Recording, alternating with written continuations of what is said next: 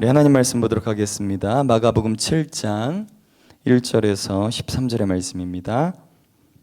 마가복음 7장 1절에서 13절의 말씀입니다.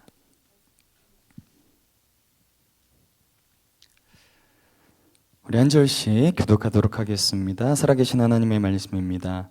바리새인들과 또 서기관 중 몇이 예루살렘에서 와서 예수께 모여들었다가 2절 시작. 그의 제자 중 몇 사람이 부정한 손 곧 씻지 아니한 손으로 떡 먹는 것을 보았더라. 바리새인들과 모든 유대인들은 장로들의 전통을 지키어 손을 잘 씻지 않고서는 음식을 먹지 아니하며 또 시장에서 돌아와서도 물을 뿌리지 않고서는 먹지 아니하며 그 외에도 여러 가지를 지켜 오는 것이 있으니 잔과 주발과 녹그릇을 씻음이러라. 이에 바리새인들과 서기관들이 예수께 묻되 어찌하여 당신의 제자들은 장로들의 전통을 준행하지 아니하고 부정한 손으로 떡을 먹나이까? 이르시되 이사야가 너희 외식하는 자들에 대하여 잘 예언하도다 기록하였으되 이 백성이 입술로는 나를 공경하되 마음은 내게서 멀도다. 사람의 계명으로 교훈을 삼아 가르치니 나를 헛되이 경배하는도다 하였느니라. 너희가 하나님의 계명은 버리고 사람의 전통을 지키느니라. 또 이르시되 너희가 너희 전통을 지키려고 하나님의 계명을 잘 저버리는도다. 모세는 내 부모를 공경하라 하고 또 아버지나 어머니를 모욕하는 자는 죽임을 당하리라 하였거늘 너희는 이르되 사람이 아버지에게서나 어머니에게서나 말하기를 내가 드려 유익하게 할 것이 고르반 곧 하나님께 드림이 되었다고 하기만 하면 그만이라 하고 자기 아버지나 어머니에게 다시 아무것도 하여 드리기를 허락하지 아니하. 함께 읽도록 합니다. 너희가 전통으로 하나님의 말씀을 폐하며 또가 이같이 일을 많이 행하느니라 하시고. 아멘. 할렐루야. 아멘. 오늘 하루도 우리 모두가 말씀 충만하여 성령 충만할 수 있기를 간절히 소망합니다. 아멘. 저는 본 말씀을 가지고 더 사랑. 어떤 사랑이요? 더 사랑, 더 큰 사랑이라는 의미죠. 더 사랑이라는 제목으로 함께 하나님의 말씀을 나누도록 하겠습니다. 여러분, 요즘 가장 뜨거운 뉴스가 무엇인가요? 뭐 뉴스나 유튜브로 보면 가장 핫한 그런 기사거리들이 참 많은데 뭐가 있을까요? 뭐 전쟁과 자연재해, 그리고 한국 사람들에게는 뭐가 가장 큰 이슈예요 지금? 관세? 협상이죠. 이제 D-Day 1이라고 하는데 어떻게 될지 모르겠습니다. 계속해서 기도해 주시기 바랍니다.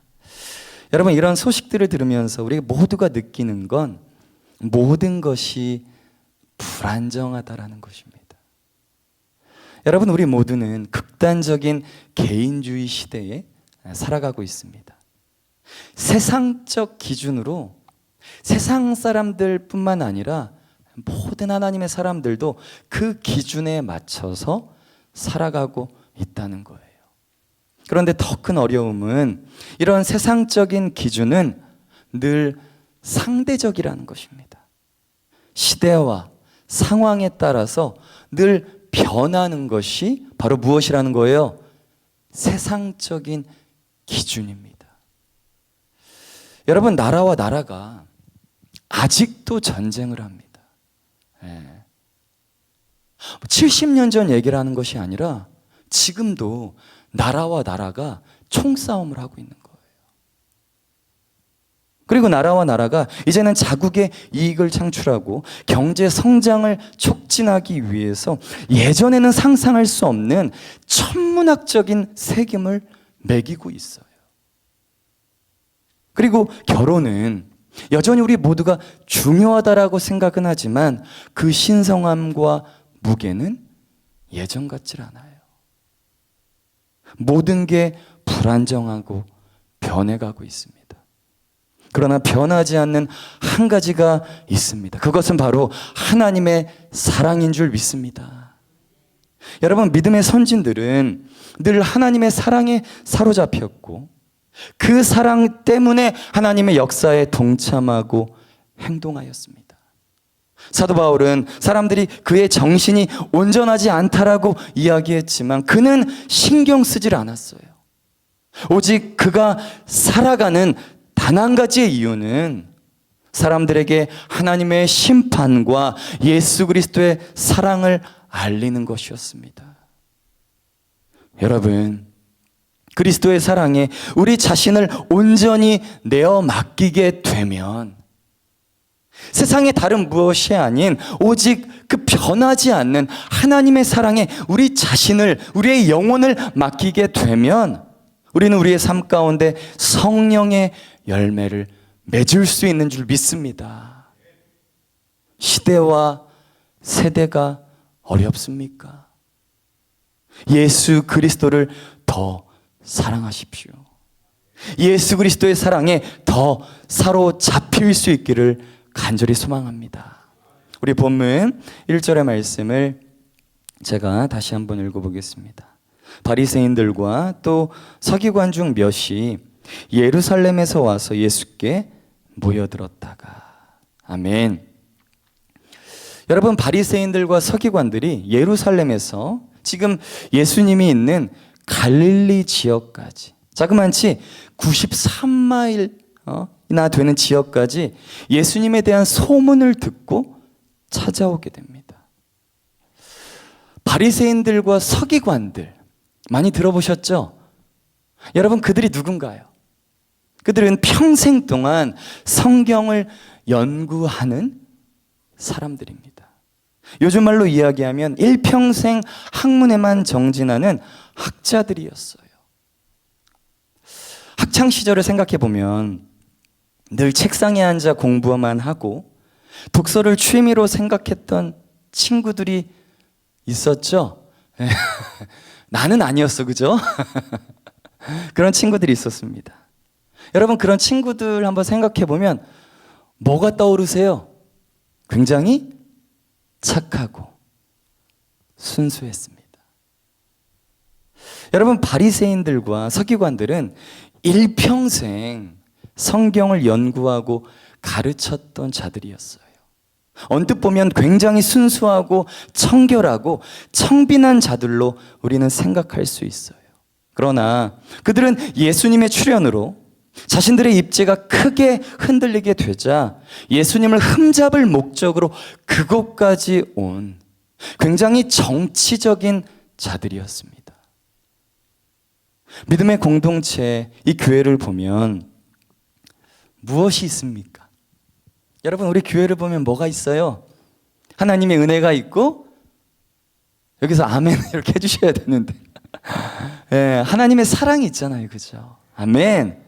예, 하나님의 은혜와 하나님의 사랑이 있지만 때로는 여러 가지의 문제로 교회가 아파할 때도 있습니다. 그러면 교회를 힘들고 어렵게 하는 그 문제를 만드는 분들은 과연 누구인가요? 이제 간 예수를 믿은 초신자들이 아닙니다. 교회의 리더십을 담당하고 있는 목회자들이고, 그리고 중직들이 교회를 힘들고 어렵게 하는 경우가 대다수예요. 예수 그리스도를 믿고 그분을 사랑하며 순수한 영혼과 따스한 심장을 가지고 있어야 하는데 오히려 더 교회 안에서 정치 색깔을 내면서 세상적일 수 있다라는 거예요. 그렇다면 저와 여러분의 모습은 과연 어떠한가?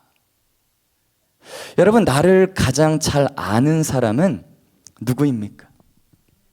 예, 내가 아니에요. 잘 들어보셔야 됩니다. 나보다 나를 더 잘 아시는 분은 먼저 하나님이시고, 그리고 내 주위에 있는 사람들입니다. 그분들이 나에 대해서 어떤 이야기를 하는지 다 믿어서는 안 되겠지만 한 번쯤은 들어볼 필요가 있어요.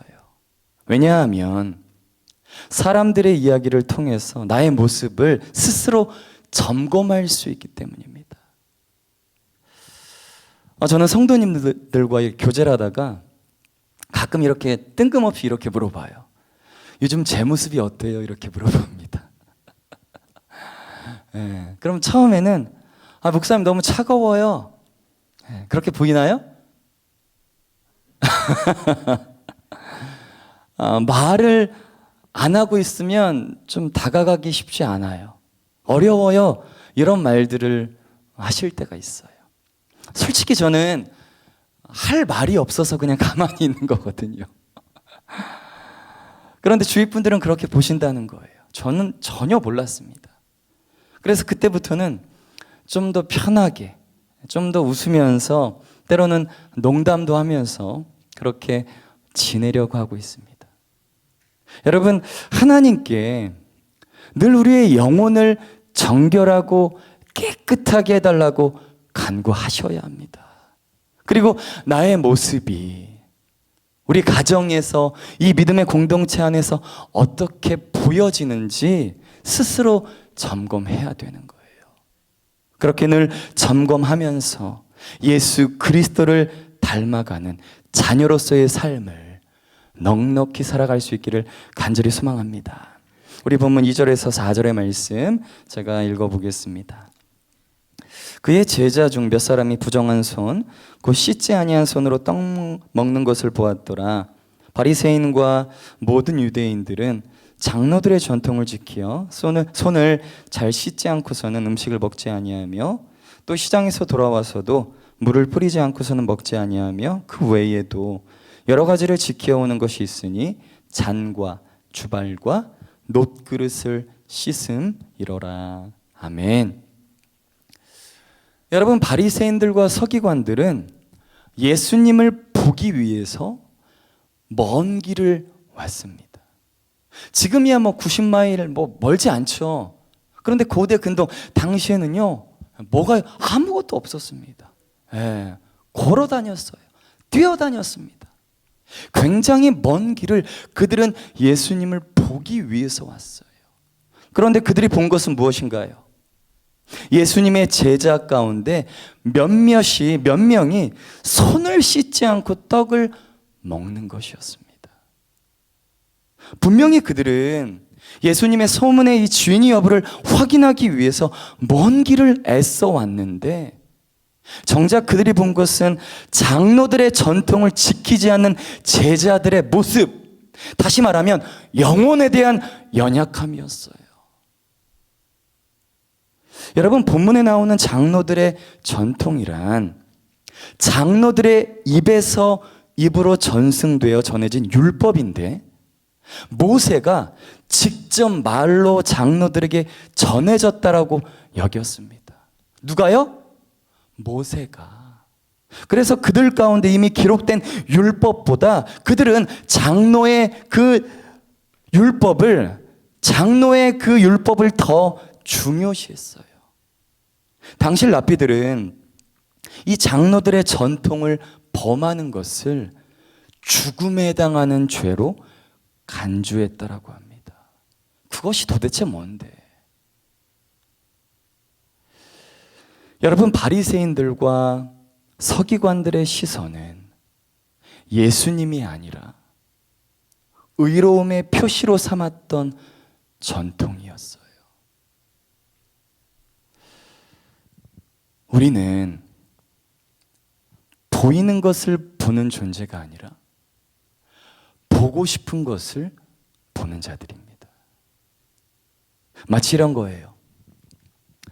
요 며칠 전에 우리 이제 곧 뭐가 있죠? 이번 주 금요일부터 비전 집회가 있죠.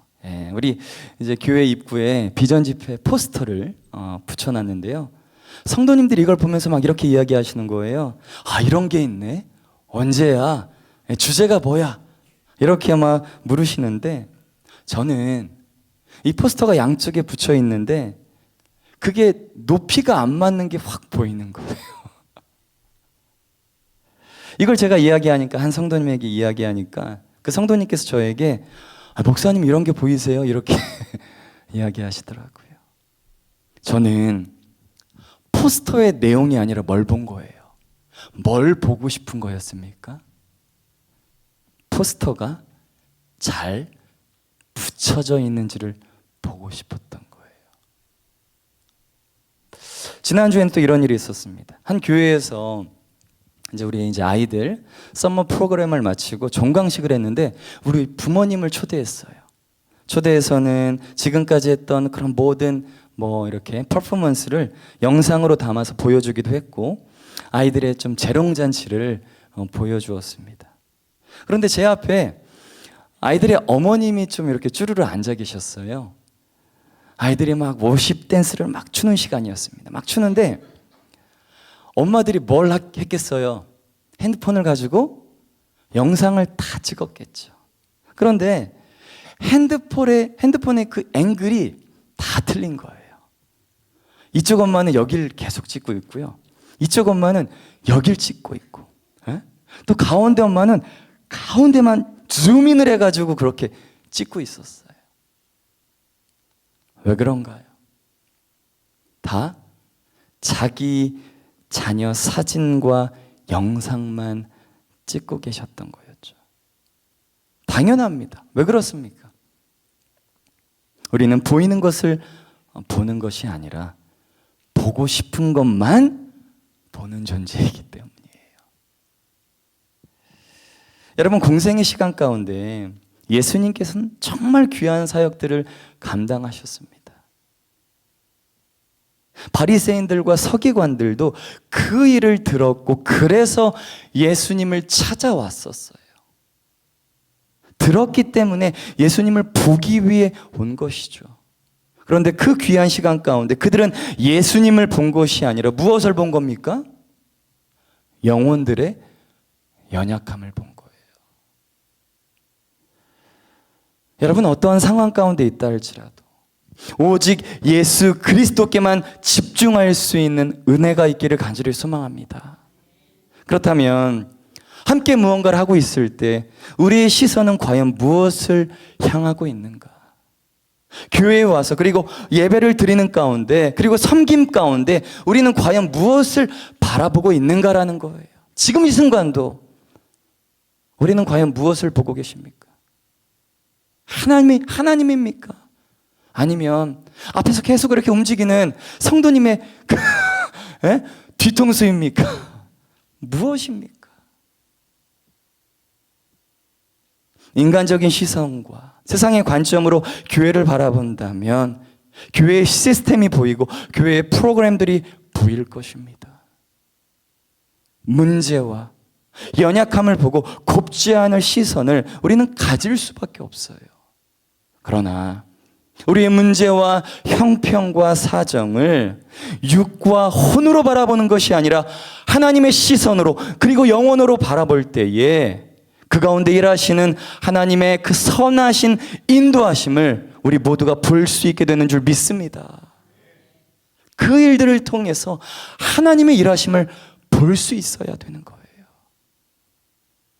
하나님께 집중할 수 있는 은혜가 있기를 간절히 소망합니다. 아멘. 우리 본문 5절의 말씀 우리 한 절인데 우리 통성으로 함께 같이 한번 읽도록 하겠습니다. 시작. 이에 바리새인들과 서기관들이 예수께 묻되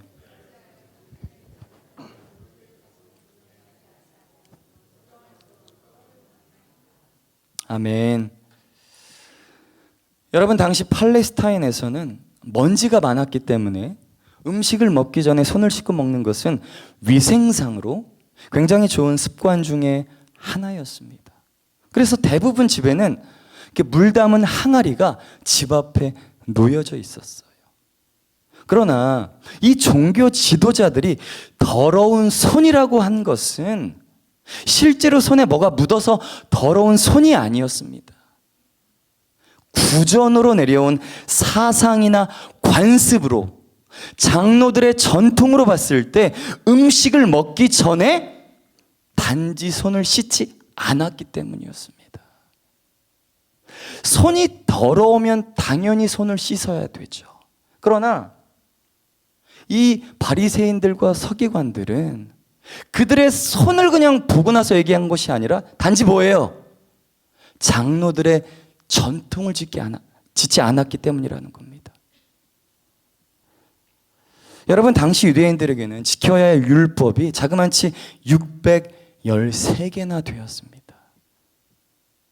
물론 식사 전에 손을 씻으라는 규정은 율법에는 없었지만 구전으로 내려온 이 장로들의 전통 때문에 음식을 먹기 전에는 여러분, 손을 씻는 정도가 아니라 어디까지 씻었냐면 이 팔꿈치까지 씻었다고 합니다. 어마어마하죠.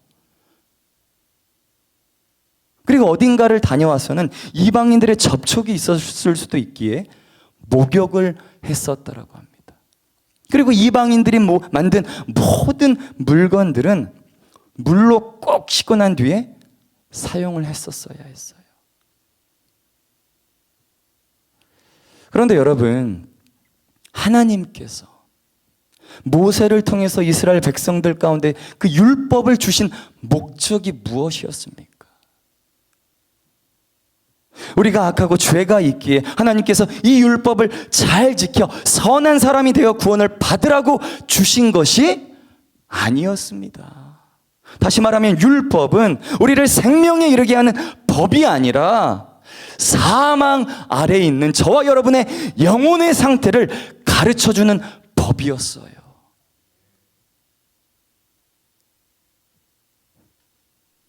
사도 바울 같은 사람도 율법으로는 흠이 없는 자라고 했지만 그는 자신을 가리켜 마지막 그 인생의 끝자락에 자신을 무엇이라고 고백합니까? 죄인 중에 괴수다. 죄인 중에 괴수이기 때문에 사도 바울에게도 그리고 저와 여러분에게도 값으로는 도저히 매길 수 없는 하나님의 은혜가 필요한 것이에요. 그래서 율법은 그리스도의 은혜로 인도하는 몽학 선생의 역할을 감당하는 그 이상도 그 이하도 아니게 되는 것이죠.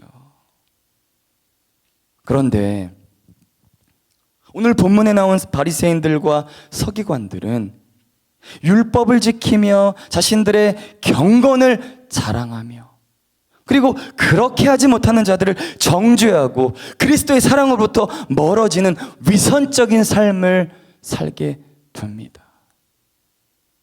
그래서 여러분, 우리는 늘 이 성령의 조명하심 속에 말씀을 들어야 하는 거예요.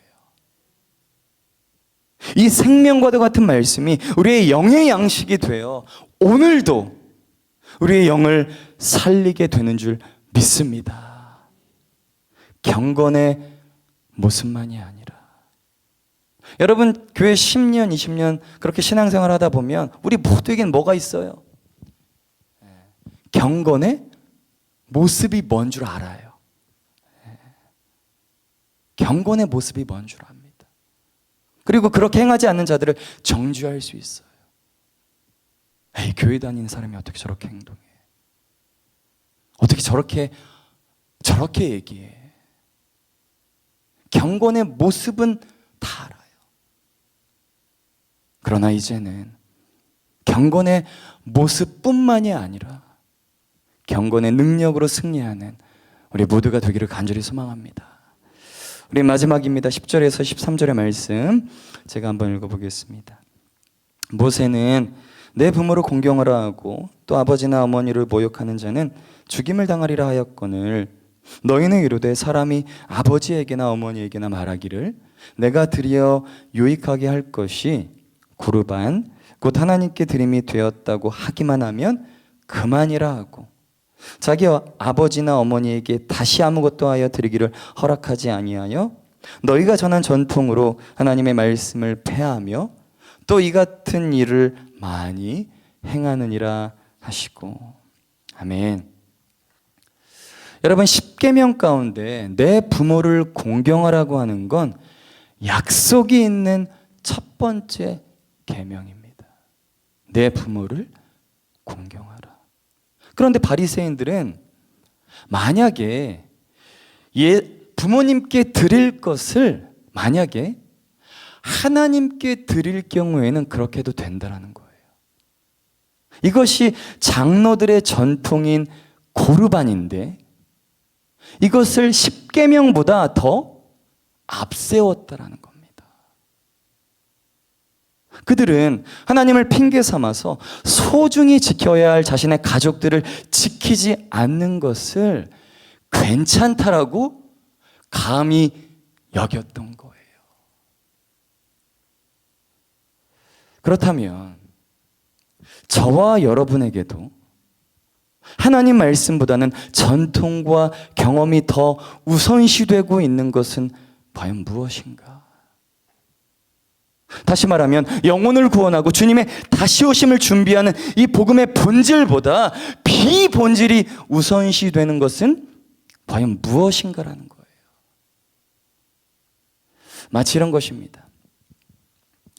한 성도님께서 자신이 이전 교회에서 경험했던 이야기를 해주시는데 이렇게 이야기하시는 겁니다.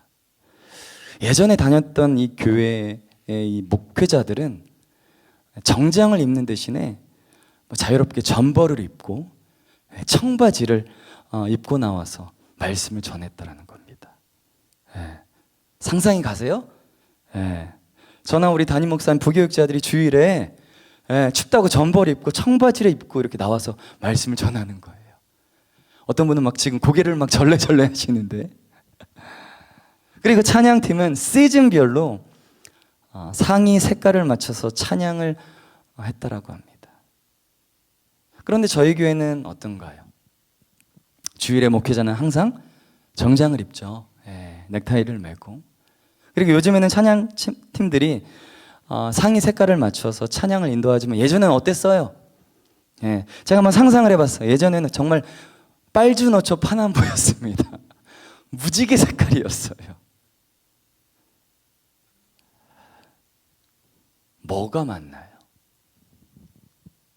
뭐가 맞습니까?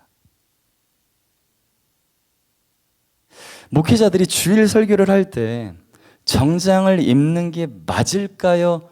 안 맞을까요? 속으로만 대답하세요. 찬양팀이 늘 색깔을 맞춰서 입는 게 맞을까요? 안 맞을까요? 여러분, 교회는 늘 이런 것 때문에 둘로 나뉩니다. 물론 이런 것들은 교회의 분쟁의 표면적인 이유일 뿐이지 그 이면에는 다른 어떤 근본적인 동기가 있을 수 있죠. 그렇지만 많은 경우 교회 분쟁의 이슈는 대체로 시시하고 유치한 것들이 굉장히 많습니다.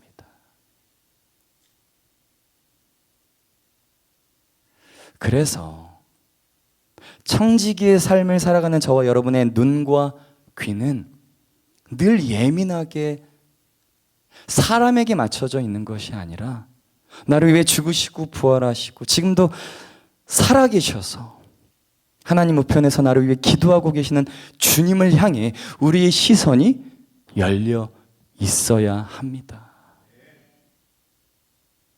우리에게 교회를 맡겨주신 주님의 뜻을 깨닫기 위해서는 이것이 정말 본질인지 비본질인지 알기 위해서는 우리의 무릎이 여러분 낙타 무릎이 되어야 하는 거예요. 주님의 뜻을 깨닫기 위해 우리는 말씀에 귀를 기울이고 성령의 도우심을 구해야 하는 겁니다. 그래야지 교회 안에 분쟁이 없는 거예요. 보면요, 이것도 맞고 저것도 맞아요. 목회자가 정장을 입는 것도 맞고요, 목회자가 캐주얼 정장을 입는 것도 맞고 청바지를 입는 것도 맞아요.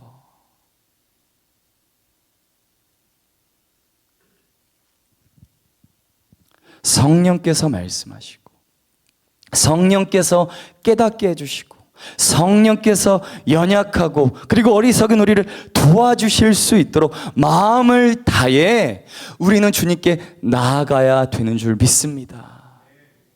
나의 생각, 나의 뜻, 나의 고집, 나의 계획을 내려놓고 성령의 인도하심을 따라 주님의 뜻에 순종하고자 하는 열망을 우리 모두가 갖기를 간절히 소망하고 축복합니다. 여러분, 이 마음이 없이 정말 분주하게 내 머리가 돌아가고 내 손과 발이 섬김 가운데 움직일 때 바로 그때 교회는 위기 앞에 설 수밖에 없습니다. 왜요? 왜 그렇습니까? 내가 하는 것 같지만 내가 하는 거기 때문이에요. 내가 하기 때문입니다. 하나님의 일을 내 이름으로 하기 때문에 교회는 위기 앞에 서게 되는 거예요. 교회는 하나님의 임재가 있는 곳입니다. 성령의 기름 부으심이 있는 곳입니다. 모든 것이 불안정한 이때에 오직 하나님의 사랑으로 우리 모두가 그리고 이 교회가 승리할 수 있는 줄 믿습니다. 우리 교회가 우리 가정이 사랑으로 세워질 수 있기를 간절히 소망하고 축복합니다. 아멘.